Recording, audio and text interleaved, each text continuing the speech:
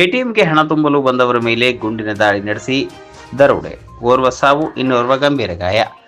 ಜಿಲ್ಲಾಧಿಕಾರಿಯ ಕಚೇರಿಯ ಬಳಿ ಇರುವ ಎಸ್ಬಿಐ ಎಟಿಎಂಗೆ ಹಣ ತುಂಬಲು ಬಂದಿದ್ದ ಸಿಬ್ಬಂದಿಯ ಮೇಲೆ ಗುಂಪೊಂದು ಕಾರದ ಪುಡಿ ಎರಚಿ ಗುಂಡಿನ ದಾಳಿ ನಡೆಸಿ ಸಿನಿಮೀಯ ಶೈಲಿಯಲ್ಲಿ ಹಣ ದೋಚಿರುವ ಘಟನೆ ನಡೆದಿದೆ. ಸ್ಟೇಟ್ ಬ್ಯಾಂಕ್ ಆಫ್ ಇಂಡಿಯಾದ ಸೆಕ್ಯೂರಿಟಿ ಏಜೆನ್ಸಿ ಸಿಬ್ಬಂದಿಯ ಮೇಲೆ ಅಪರಿಚಿತರು ಕಾರದ ಪುಡಿಯನ್ನು ಎರಚಿ ಗುಂಡಿನ ದಾಳಿ ನಡೆಸಿದ್ದರಿಂದ ಒಬ್ಬ ವ್ಯಕ್ತಿ ಸ್ಥಳದಲ್ಲೇ ಮೃತಪಟ್ಟಿದ್ದು, ಇನ್ನೋರ್ವ ಗಂಭೀರವಾಗಿ ಗಾಯಗೊಂಡಿದ್ದಾನೆ. ಮೃತರನ್ನ ಗಿರಿ ವೆಂಕಟ್ ಎಂದು ಗುರುತಿಸಲಾಗಿದ್ದು, ಗಾಯಾಳುವನ್ನ ಶಿವಕುಮಾರ್ ಗುನ್ನಳ್ಳಿ ಎಂದು ಗುರುತಿಸಲಾಗಿದೆ.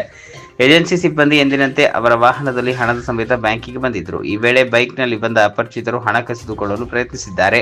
ಹಣ ಕಸಿಯಲು ಕೊಡದಿದ್ದಾಗ ಕಾರದ ಪುಡಿ ಎರಚಿ ಬಳಿಕ ಗುಂಡಿನ ದಾಳಿ ನಡೆಸಿ ಸ್ಥಳದಿಂದ ಪರಾರಿಯಾಗಿದ್ದಾರೆ. ವಿಚಾರ ತಿಳಿದ ತಕ್ಷಣ ಸ್ಥಳಕ್ಕೆ ಹೆಚ್ಚುವರಿ ಪೊಲೀಸ್ ವರಿಷ್ಠಾಧಿಕಾರಿ ಚಂದ್ರಕಾಂತ್ ಪೂಜಾರಿ ಭೇಟಿ ನೀಡಿ ಪರಿಶೀಲನೆ ನಡೆಸಿದ್ದಾರೆ.